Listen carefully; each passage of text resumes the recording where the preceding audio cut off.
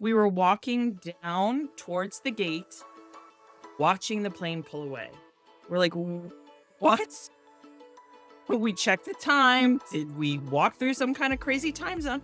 No, they couldn't let us on. The plane was literally going.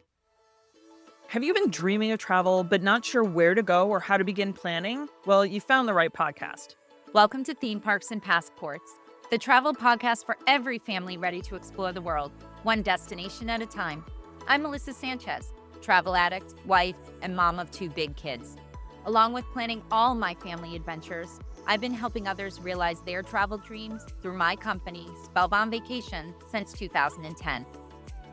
And I'm Heidi Mackey, a travel enthusiast with a passion for geek and pulp culture.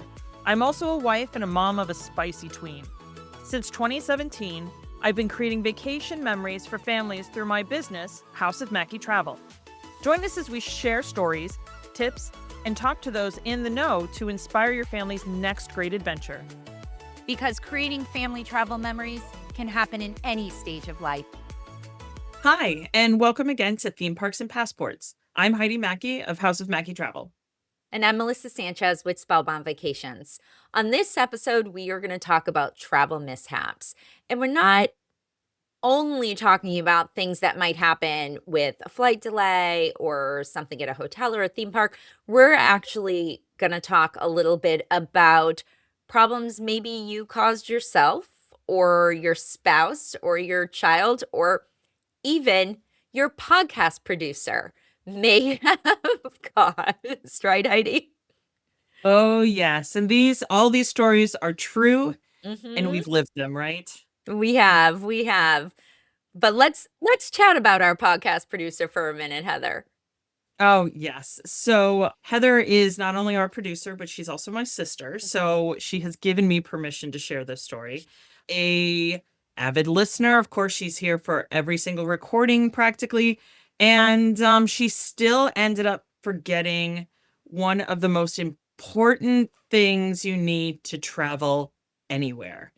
She drove with her girlfriend from her home down to Florida, luckily showed up a day early to get on a cruise, checked her bags, and found she had no passport.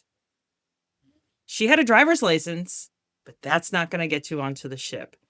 There was an immediate panic. Oh my goodness. I actually remember where I was because not only did her girlfriend call me, but she called me and I just kept going back and forth between the phone calls. They didn't realize they had both called me separately because they were troubleshooting from 2 different sides of the room. Mm-hmm. But they both called me and they're like, "What can we do? What?" And unfortunately, you need those legal documents. You need those legal documents to be able to get onto the cruise. It wasn't going to work to just have a driver's license. So what did she do? Again, luckily, they showed up the day before. She called her husband and he drove 7 hours overnight and brought her passport. Oh my gosh. He drove 7 hours to give her passport. He showed up in time for dinner, crashed for the night, got back in the car, and drove back home the same time that they were getting onto the ship the next day. Oh my gosh. Husband of the year there. And Oh, absolutely. we should know you could use your driver's license. However, you also would have needed your birth certificate. And if you're married, you would have needed your marriage certificate, which marries technically the 2 names together, your birth Right. name and your last name if you changed your name. So not only, so there's different things here that she could have done, but the passport was the easiest, shall we say, to do. Right. And she doesn't carry her birth certificate with her. So no matter Right. what, She she still does. didn't have that secondary piece or the actual piece to get onto the cruise ship. So everything worked out. She had an amazing weekend and she's got the funniest story to share. And she packs her passport at least a week in advance now when she's going on a trip and checks to make sure it's in the bag every single day. I bet she does. I would too. Well, our first family travel mishap is actually cruise related too. So, this was our second cruise with the kids. We were sailing Disney Cruise Line from Miami. And we also were flying down the night before. And for whatever reason, I had left the pre-night hotel booking to my husband. I don't remember why. I think the kids were probably like 9 and 11 years old. Again, no idea why I left that to him, but I did. So we get to the airport, we get our luggage, we walk outside, and I say to my husband, okay, does the hotel have a shuttle? And he was like, what hotel? And I said, Um, now it's like 9 o'clock at night. We did an evening flight. So, yes, we were there the day before, but we flew in the evening. So, I've got two younger kids. We've been up all day, flew down. We had no hotel booked. My husband forgot to book the hotel. Now, at this point in time, it was long enough ago, just to give you perspective, it was like 14, 15 years ago, right? So you weren't just jumping on your phone and booking a hotel. So we had to start calling hotels in the Miami area. We did get one, but I will tell you that was the last time my husband was in charge of booking the hotel. Responsibility, right? You try to delegate, you try to give out a little bit of responsibility, and sometimes that doesn't work out the way that you think it's going to work out, right? You do try, and you're going to see a bit of a theme through my couple of my stories here. There is a theme. Well, actually, speaking of responsibility, you were talking about your kids being younger. Mine's finally getting a little bit older, and I want her to learn from our mistakes, but also to learn that responsibility. And so, what I've started to do when we do overnight trips is that I have her pack for herself. I will generally check, but I'm only checking for the very basics, basically the stuff under the clothes, not the clothes. Make sure she has enough. I tell her how many days to pack for, and then I've learned we need to go over it together. But for an overnight trip, staying over at a friend's house, us running to Kalahari, let's say, which is a water park themed hotel, had her pack for herself. We show up at Kalahari and we get ready to go and enjoy the water park. And she comes out in her pajamas. And I'm like, what? You need to get ready. She's like, I didn't bring a swimsuit. It's like, what? We're going to a water theme park hotel and you didn't pack a swimsuit? She felt horrible. And luckily it is one of the kind of places that there are mishaps with swimsuits, so they did sell swimsuits, but I must That's admit good. that yeah, that was not on the bingo card for the trip, was completely forgetting a swimsuit when going to the swim theme park. So she's learned from her mistake. I've learned from her mistake. I now have more of a checklist that I give her when she's Yeah. packing to make sure that we're hitting the essentials, you know? I must admit that, and you all have probably learned this about me over the last year, but I will still even lay out my husband's clothes. Oh, yeah. You know, there's certain things you want them to have and to wear when you're doing any trip, really, even an overnight, right? Yeah, absolutely. And if you've got it in mind, you got to make sure that he's got it in mind too. Exactly, exactly. So, our next mishap is also related to my husband. See the theme? A few years back, and I can't remember the exact date. Again, forgive me for having, I'm a woman in my early 50s. My brain is kind of like not always all there. I had been invited on an inaugural of a new cruise ship. So essentially what that is they introduce the cruise ships to the travel industry, to influencers, to some, TV, radio people, and they call it an inaugural. So I had been invited. It was in Florida. I think it was leaving from Fort Lauderdale. And for whatever reason, my husband was coming, but I hadn't booked his flights. So I don't remember if I added him last minute or what the reason was, but I had my flights booked. He didn't have his flights booked. I forwarded him my flight information. I said, okay, go book these flights. You can see my seat. Try to sit near me, whatever. Books his flights, get to Florida, do the inaugural. we go to leave for the airport, and I'm like, okay, our flight's at this time. So we need to be there 2 hours in advance. And he was like, no, our flight's at like 2 o'clock. And I was like, no, our flight's at like 11 o'clock. Oh no. So he's like, okay, let's just go to the airport. So now I'm like, well, all right. We get to the airport. He had booked himself on a different flight home than me. Oh no. So I left at like 11 o'clock, and he had to wait at the airport for another however many hours that he had to wait. No idea how that happened because I literally gave him the exact flights I was on. So I book our flights when the two of us are traveling together. And speaking of airports and flights, I know that you had an issue, I think in Chicago, right?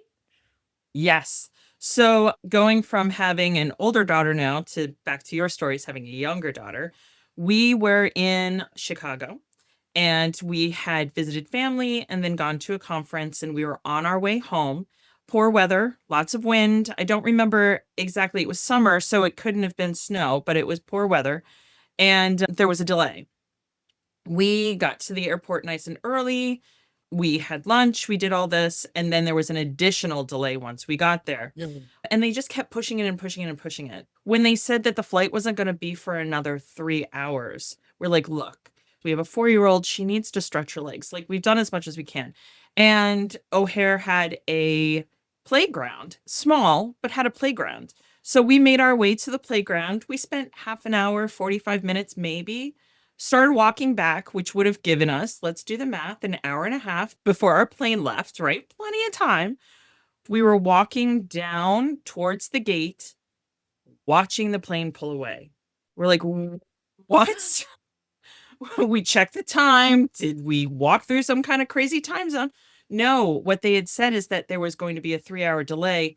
Everything cleared up and they left an hour and a half later instead of 3 hours later. They couldn't let us on. The plane was literally going. So we got very frustrated. It happens to be where the playground was. We couldn't hear any of the announcements. Mm. And it was pre-texting you with updates. Now I get updates every 10 seconds, it feels like, on my phone when I'm getting ready to go on to a flight, and we would have known. But lucky for us, we ended up having family in the area because we just been visiting them. We had to call them 8 o'clock at night and be like, hey, can we crash on the couch just one more day? Had to put flights off till the next day, make arrangements with work because we were both working full time, and let them know, well, we can't do our jobs from Chicago. So we'll see you on the following day. And my daughter ended up sweeping the floors for our room and board, we say, from my sister-in-law. But Put her some manual labor. so we all learned a lesson that day. But there are some things that are completely out of your control. How often do they reduce the time of the delay? Yeah, I But think that's probably a rarity. So, but I also think there should have been, you should be able to hear the announcements. If you stayed in the same terminal, if we had had travel insurance, we could have gotten a hotel for the night. Lucky for us, the airline was very accommodating.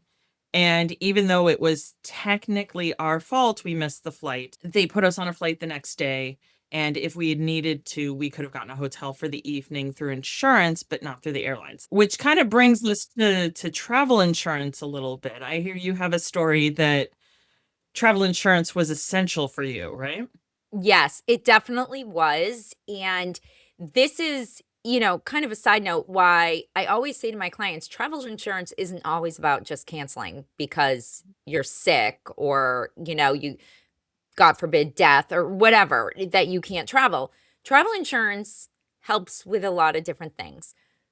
On our first trip to Paris in 2017, it was again just my husband and I. We got to Paris, Charles de Gaulle Airport, and I was so excited to be there. And we were so excited. It was, I want to say it was like 6:30, 7 o'clock in the morning, like super early in the morning. And we go to get our luggage, it's not there. And we had flown a Delta Air France code share, which is essentially like two airlines sharing a flight. Mhm. And we're checking the Delta app. We don't see it. We don't see it. We don't see it. Finally, all the bags are gone. Our bags aren't there. So we go to the customer service and they say, okay, we can see your bags. We'll get them to the hotel for you. Now, on Delta's app, we could actually track our bags. We could see like where it was. So our bag actually did come to Paris. Then it went to Mexico. Then it came back to Paris. So, but that was actually just Willie's bag. My bag, I was only without luggage for probably about 36 hours. Willie was without luggage for 5 of our 6-day trip. Oh my goodness. We had to buy everything from our undergarments to we had that particular day that we arrived, we had dinner in the Eiffel Tower, and there's a dress code. There's no Oh wow. jeans, there's no sneakers. We were lucky in the sense that Willie had come straight from work. So he was actually in dress pants and dress shoes. I, however, was in jeans and sneakers. Oh wow. So we found a little shop near our hotel. I bought a dress. Then I had to find shoes. And I don't, this at this point was later in the day. And that, because it took us so long to go through everything and get to our hotel, that shops were starting to close. It was maybe 5 o'clock or 4 o'clock, something like that. And we couldn't find shoes. And I ended up at a drugstore. True, totally true story. And I bought a pair of fancy Dr. Scholl's. And they were sneakers. So I wore that night. And then after we did, and we went to another store and I bought like pajamas and we picked up toothbrushes and we bought all those essentials. So as the week went on, we were supposed to be renewing our vows when we were there. Thank goodness my bag came. Or maybe not, because I mean, shopping for a wedding dress in Paris might have been really awesome. It's gonna say if you're gonna if you have to go shopping for clothes, I mean, Paris is the Paris is place. really the place to be. But my dress came because my luggage came the following evening. My husband had to go buy a suit. Like he Oh wow. didn't have anything to wear to renew our vows and the whole everything we were doing that day. In the end, we did have travel insurance because Hmm. I always travel with travel insurance. I actually have a year-long policy, as does my husband, because you just never know what can happen. Between Delta and our travel insurance, we were reimbursed for everything we purchased. Now, we didn't go crazy. Nothing was out of control. We kept every receipt and we submitted whatever Delta didn't cover, we submitted to our travel insurance. And so we were out. In the end, we were reimbursed for everything, but what a pain in the neck. And thank God we had travel insurance because it was hundreds of dollars that we were unexpectedly had to put out of pocket because we had no luggage. And again, my husband had no luggage for nearly the entire trip. But side note, I just remembered one of the funniest things that happened with this is a piece of luggage did get delivered to us that was not ours. And the hotel was like, "Well, you have to take it. We're not gonna whatever." So we ended up opening this luggage. This is probably illegal. I don't know. There was no name tag on it. It looked like it was a younger person's, like Mhm. maybe, I don't know, younger woman's, just from like the clothes and the stuff that was in it. So we brought it back to the airport. And for them to take it, now this is post 9/11 in the US, even though we were in Paris, but they took copies of my husband's passport, all of this for us to leave this bag that wasn't ours at the airport. So there That they is mul delivered to you on accident. that they delivered to us that was not our bag. Because Delta at first didn't wanna take it back, and we were like, "What would you like us to do with this? Like, this isn't our bag." So this travel mishap had multiple layers to it. I hope the person whose luggage you did end up getting also had travel insurance. I don't know, her name was not even on the bag, like, it didn't even have a luggage tag on it, so Oh wow. always put a luggage tag on your bag, and now Apple AirTag, put your AirTag, or they actually make luggage tags. I have one that is a trackable luggage tag too, so it's a combo of both. Right. And I do like that about some of the airlines being able to tell you exactly where your bags are now, Yeah. which is great. But having that extra level of you knowing exactly where your bag is. It sounds like Willie's bag had an excellent vacation though, going Yeah. from Paris to Mexico and back. I mean, And back. Yeah. Yeah. New York, Paris, Mexico, back to Paris. I mean, it was a world traveler by the time we got it back. I think of some of those old cartoons that would have the trunks that all of a sudden would show up with all the stickers on it. That's what Yeah. it did. It showed up with you with all the stickers on it after its grand journey. And we were like, what the heck? But we did finally get it back just in time to go home. We have the annual insurance policy also. It's we did Yeah. it last year for the first time. We'd been doing individual trips up to that point, but last year with all the travel that I did, it just made so much sense and I'm so glad we did it because we had a not a luggage issue, but we actually had a whole cruise come in 5 hours late.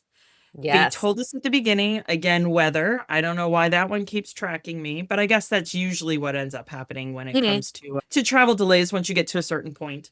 But it was weather and safety first. They did not want ships coming in because of the winds into the port. And so, actually, at the beginning of our long weekend, they told us that most likely they would not arrive until 1 p.m., which, if you're a cruiser, you know that Yeah. is like basically getting an entire day extra. We were told before we left port that it was a possibility. That's, I think that's great and not great at the same time. You had people who were absolutely panicking and people who were like, that's awesome. We'll figure it out when we get. We were in between. We were, okay, let's wait and see a little bit because if we were to miss our flight home, we fly in and out of a small airport when we can. Hmm. And the airline and the airport we were using does not fly every single day. So if we weren't going home on the day we were supposed to go home, we weren't going home on that airline. So I don't know, we knew that we needed to kind of see what was going to happen. No matter what, we were going to have to buy new tickets because we couldn't, unless we wanted to stay an additional 2 to 3 days, we weren't going to be able to use the same tickets that we were Right. already on.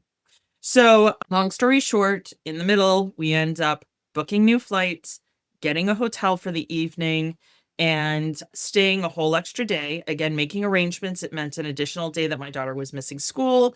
My husband, luckily, was off the day that we came home. He added an extra day, which is always great. If you can add a day to your vacation, have a Mhm. vacation from your vacation before you go back from your vacation. But it also gave us the flexibility that we didn't have to worry about him. We just needed to let the school know that we were going to be gone for an additional day. We kept receipts. The next morning, we show up to catch our flight. Great, we're on the plane.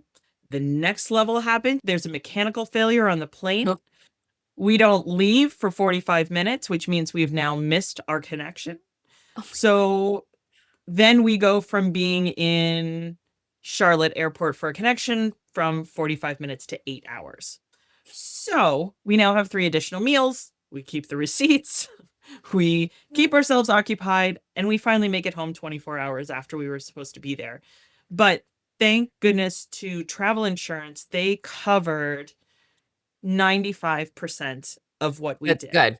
They didn't cover the additional parking and there was some food that we ended up losing receipts for. But honestly, as long as you keep your records, they understand what you went through.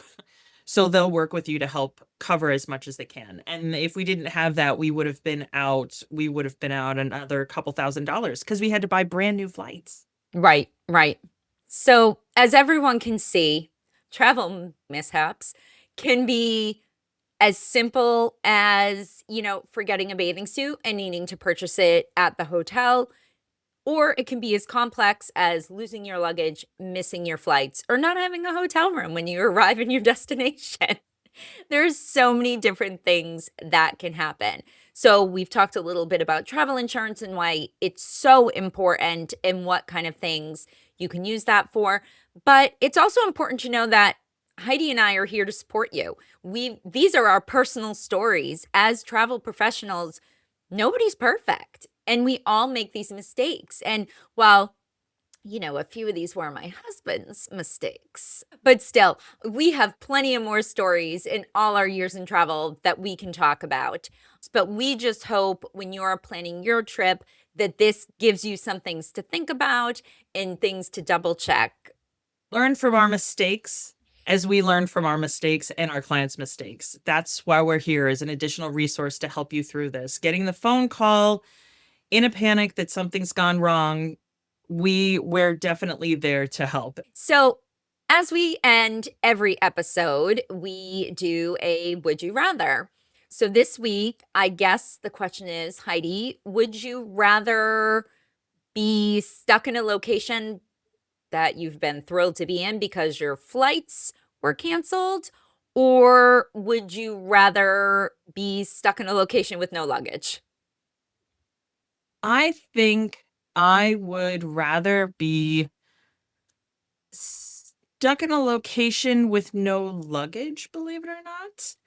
I feel like at the beginning of the trip, I'm a lot more I'm a lot more able to pivot Yeah, than at the end of a agreed. trip.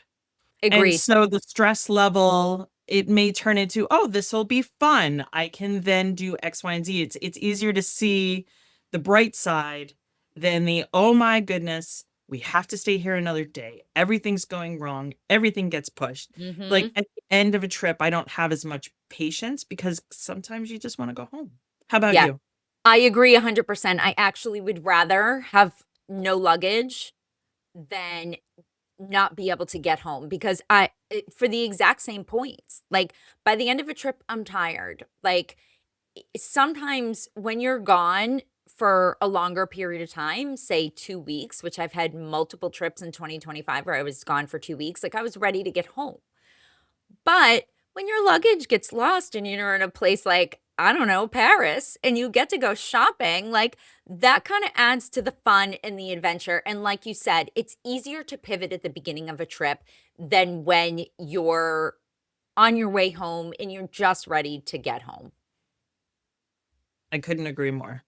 Thanks everyone for joining us. Make sure you follow along wherever you listen to your podcasts. And also, you can find us on YouTube, which is really fun. Thanks for listening. If you enjoyed this episode, make sure to hit subscribe on Spotify or your favorite podcast player. And while you're there, feel free to leave us a rating and review. Check out the show notes for links to Spellbound Vacations LLC and House of Mackie Travel. Until next time, keep living your best travel life.